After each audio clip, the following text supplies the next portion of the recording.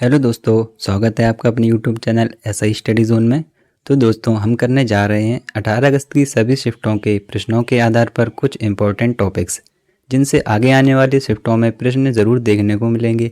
अगर आपने चैनल को सब्सक्राइब नहीं किया है तो पहले चैनल को सब्सक्राइब ज़रूर कर लें। तो चलिए शुरू करते हैं। तो हम देखेंगे सिख धर्म के 10 गुरु। यहाँ से क्वेश्चन आया था। तो जो पहले गुरु थे वो थे गुरु नानक देव, और ये 1469 से 1539 तक रहे। ये सिखों के पहले गुरु और सिख धर्म के संस्थापक भी थे।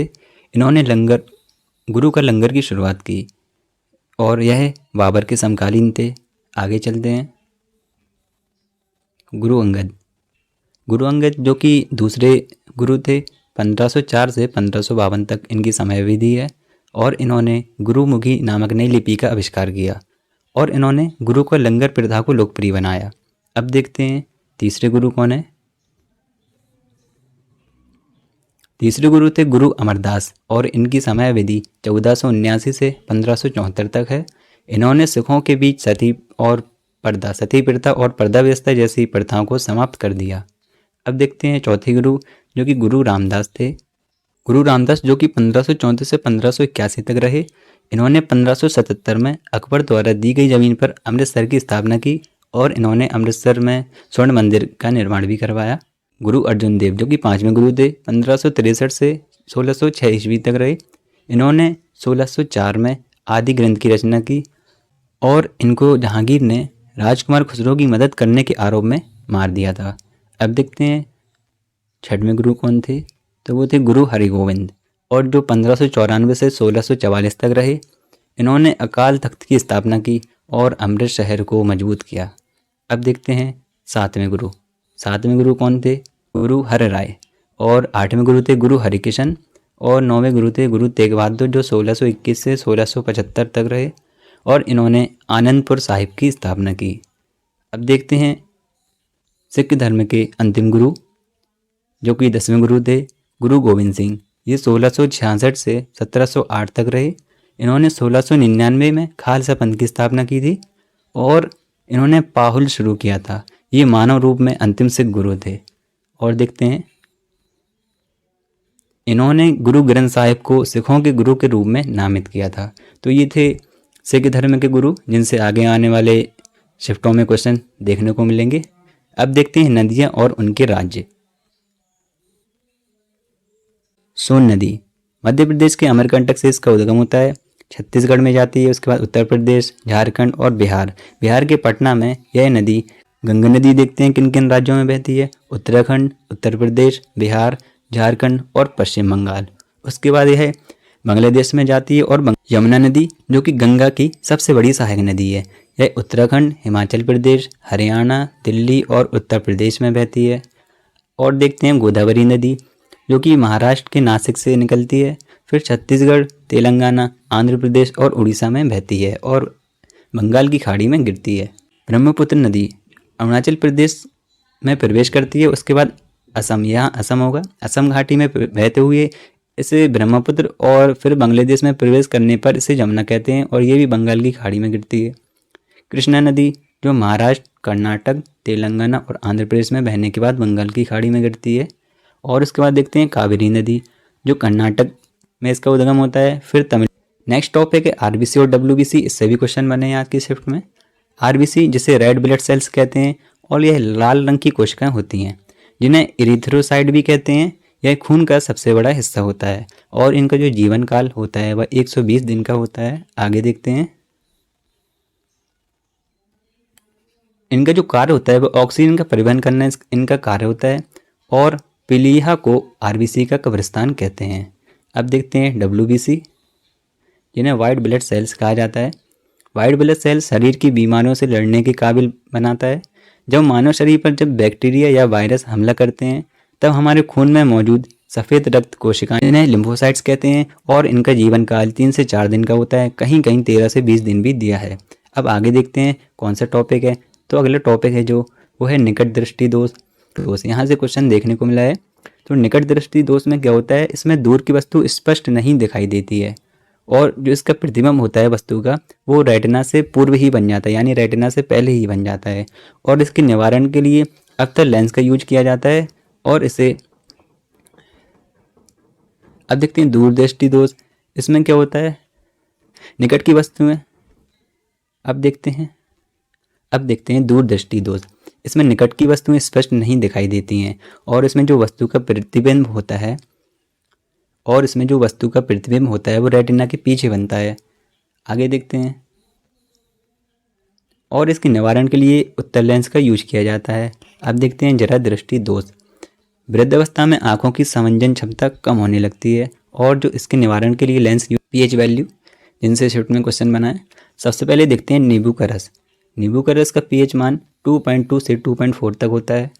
सिरिका का 2.5 से 3.5, शराब का 2.8 से 3.8 और टमाटर के जूस का 4.0 से 4.4 तक। आगे देखते हैं। बियर का पीएच मान 4.0 से 5.0, कॉफ़ी का 4.5 से 5.5 तक। मानव लार का 6.5 से 7.5 तक होता है और दूध का 6.4 होता है। आगे देखते हैं।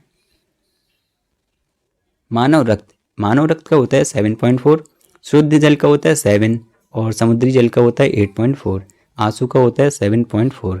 पीएच जो स्केल होती है वो 1 से लेकर 14 तक होती है और 1 से 7 तक अम्लीय होती है और 7 से 14 क्षारीय होती है। आगे चलते हैं। अगला जो टॉपिक है तमिलनाडु के लोक नृत्य। तमिलनाडु के लोक नृत्य से एक क्वेश्चन पूछा गया था, मलियट्टम नृत्य पूछा गया था। और जो भरतनाट्यम होता है वो शास्त्रीय नृत्य होता है। तो मलियट्टम पूछा था कहाँ का नृत्य है। और भी नृत्य देखते हैं तमिलनाडु के। करगट्टम, कुम्मी, कबड्डीयट्टम, ओयलट्टम, पोइकल कुदिराई अट्टम और काई सिलम्बट्टम देवरत्तम। ये थे तमिलनाडु के लोक नृत्य। अब तमिलनाडु राजकोषीय घाटा, जिससे डेली क्वेश्चन पूछा जा रहा है, इकोनॉमिक्स के काफ़ी क्वेश्चन पूछे जा रहे हैं। सरकार के कुल व्यय और उसके कुल राजस्व के अंतर को कहते हैं राजकोषीय घाटा और कुल राजस्व में उधार को छोड़ दिया जाता है। अब देखते हैं राजस्व घाटा। राजस्व व्यय और राजस्व प्राप्तियों के अंतर को कहते हैं राजस्व घाटा। अब है प्राथमिक घाटा, जो राजकोषीय घाटा और ब्याज भुगतान के अंतर को कहते हैं। आगे देखते हैं। प्रमुख संधियां देखते हैं। संधि से क्वेश्चन आया था। इलाहाबाद की संधि रॉबर्ट क्लाइव और बादशाह आलम द्वितीय के बीच हुई, जो 1765 में हुई। मसूलीपट्टम की संधि 23 फरवरी 1768 में हुई। सूरत की संधि जो कि राघोबा रघुनाथ राव और अंग्रेजों के बीच हुई। आगे देखते हैं। अब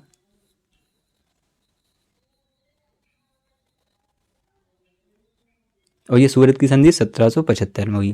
पुरंदर की संधि ये मराठाओं तथा ईस्ट इंडिया कंपनी के बीच हुई और ये 1776 में हुई। सालबाई की संधि जो कि ईस्ट इंडिया कंपनी और महादजी शिंदे के बीच हुई और ये 1782 ईस्वी में हुई। अब आगे देखते हैं।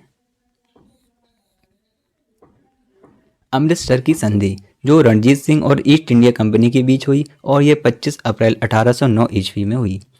पूना की संधि जो पेशवा बाजीराव द्वितीय और अंग्रेजों के। अब देखते हैं सहायक संधि।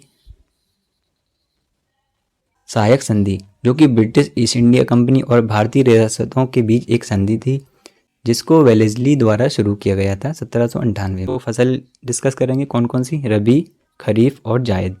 रबी की फसल कौन कौन सी हैं? गेहूँ, जौ, आलू, चना, मसूर, अलसी, मटर और सरसों। अब देखते हैं खरीफ की फसलें कौन कौन सी हैं। धान यानी चावल, मक्का, ज्वार, बाजरा, मूंग, मूंगफली, गन्ना, सोयाबीन, उड़द, तुअर, कुल्थी, जूट, सन और कपास।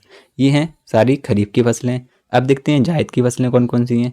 तरबूज, खीरा, खरबूजा, ककड़ी, मूंग, उड़द, सूरजमुखी इत्यादि। तो ये थी फसल रबी, खरीफ और जायद की।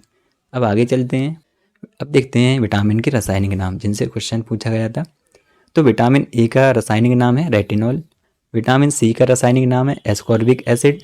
विटामिन बी1 के जो रासायनिक नाम है वो है थायमिन और विटामिन बी2 का रासायनिक नाम है राइबोफ्लेविन। अब आगे देखते हैं। विटामिन 3 का नाम है नियासिन। विटामिन बी5 का नाम है पेंटोथेनिक अम्ल। विटामिन बी6 का नाम है पायरोडॉक्सिन। विटामिन बी7 का नाम है बायोटिन और विटामिन बी9 का है फोलिक। आगे देखते हैं। विटामिन बी12 का रासायनिक नाम कोबाल्विन है और विटामिन डी का रासायनिक नाम कैल्सीफेरोल है। विटामिन ई का रासायनिक नाम टोकोफेरोल है। विटामिन ब्रायोफाइटा से डेली क्वेश्चन बन रहे हैं, तो थोड़ा ब्रायोफाइटा के बारे में डिस्कस करेंगे। यह वनस्पति जगत का एक बड़ा वर्ग है। इसके अंतर्गत वे सभी पौधे आते हैं जिनमें संवहन ऊतक नहीं होता है। संवहन ऊतक नहीं होता है, ध्यान रखिएगा आप लोग। और इसके एग्जाम्पल हैं मॉसिस और हॉर्नवर्ट। यह पादप जगत के उभयचर होते हैं। आगे चलते हैं। पौधों के वर्गीकरण में ब्रायोफाइटा का स्थान शैवाल और टेरिडोफाइटा के बीच आता है। और जो डासोनिया होता है, यह ब्रायोफाइटा का सबसे बड़ा पौधा है। यह पौधे मूलाभास राइजोट के द्वारा मिट्टी से जुड़े होते हैं। इसमें जड़, पुष्प तथा बीज का अभाव होता है। इनमें युग्मकोद्भूत अवस्था प्रभावी होती है। अधिकतर ब्रायोफाइटा में क्लोरोफिल पाया जाता है। अब देखते हैं जीवाणु से होने वाले रोग। जीवाणु से होने वाले कौन कौन से रोग हैं? गोनोरिया है, टिटनेस, निमोनिया, कोढ़, क्षय रोग है, टाइफाइड, सिफिलिस, डिप्थीरिया, प्लेग और काली खांसी, और इसके साथ हैजा। तो ये थे जीवाणु से होने वाले रोग। इसके बाद देखते हैं अर्थशास्त्र की प्रमुख पुस्तकें कौन कौन सी हैं और उनके लेखक कौन कौन से हैं। जो दास कैपिटल है वो कार्ल मार्क्स की है। वेल्थ ऑफ नेशंस ये एडम स्मिथ की है। फाउंडेशन ऑफ इकोनॉमिक ये पाल सैमुएल्सन की है। अब आगे चलते हैं। Analysis general theory of employment ये J.M. कीन्स की है। Interest and nature and significance of economics, how to pay for the war ये J.M. कीन्स की है। प्रिंसिपल्स ऑफ इकोनॉमिक्स ये अल्फ्रेड मार्शल की है। आगे चलते हैं। India's export trends and prospects for self sustained growth, जो कि डॉक्टर मनमोहन सिंह जी की किताब है। तो दोस्तों, हमने डिस्कस कर रहे हैं कुछ इंपॉर्टेंट टॉपिक्स। इनसे आगे आने वाली शिफ्टों में क्वेश्चन ज़रूर देखने को मिलेंगे। वीडियो पसंद आई तो वीडियो को लाइक और शेयर ज़रूर करें। मिलते हैं नेक्स्ट वीडियो में।